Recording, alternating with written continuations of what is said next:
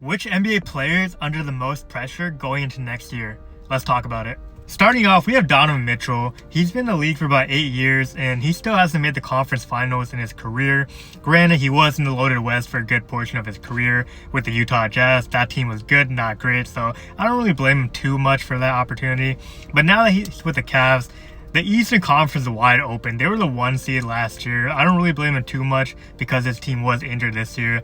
But coming into next year, Boston is out, Indiana iffy, New York iffy, Philadelphia iffy, Milwaukee iffy. So it's a straight line path for them to make the Eastern Conference Finals and making the NBA Finals. So I think he's going to have the most pressure coming into the NBA season next year. Now we have Trey Young, and I know he made the Eastern Conference Finals in 2021. That was 4 years ago, which is crazy to think about. And he hasn't really had a roster around him built for him to succeed.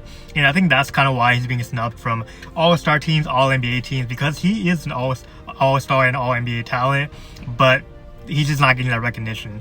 Now that he has a stacked team with defenders, Nickeil Alexander-Walker, Dyson Daniels, they still have Jalen Johnson, all these pieces that pretty much fit kind of like a puzzle piece.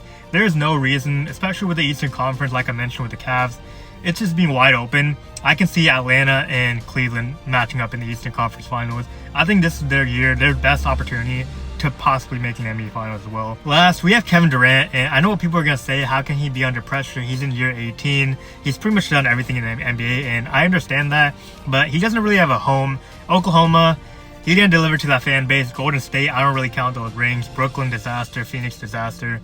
So where is his home? Nobody really knows. Where would his jersey get retired? I think Houston could be a final destination where that could happen, especially if they win an NBA championship with him being the first option. And if he was able to accomplish that this upcoming year, I think he'll be solidified as a top 10 NBA player of all time. Right now, he might be around that 14, 15, 16 range.